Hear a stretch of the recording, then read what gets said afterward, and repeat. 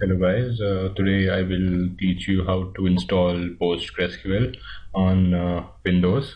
So all you have to do is just open your browser and open this link, and I will be mentioning the link in the description. You could just copy paste. So I will be downloading the version 9.5.3, which is the latest one till now. So I have a 64-bit Windows, so I will download the 64 one. If you have 32-bit, you can download the 32. So just click on it, and it will start downloading. So yeah, it will begin shortly, and here it goes. I have to pause. So whenever your download completes, just open the folder where you have downloaded it. So you have to just install it now.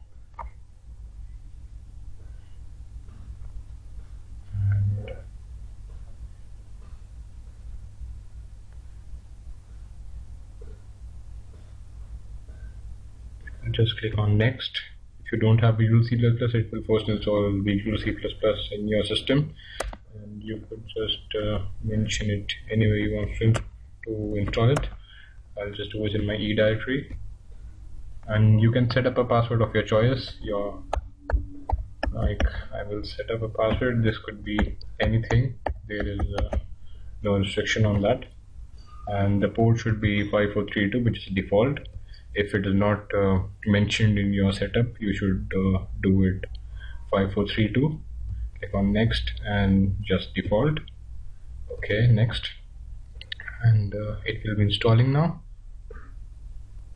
So the setup is almost complete now.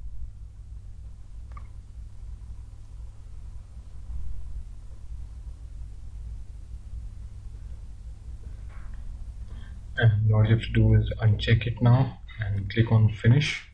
So this has been installed.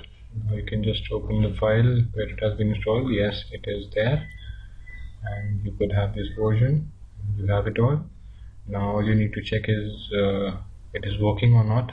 So the pgadmin3 is the GUI part of this, and we have an SQL server, so which is for command line. So we'll just check it on type SQL shell, and you have mentioned this.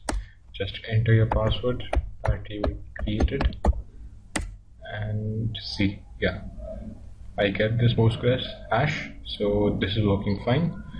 So yeah, so that's all.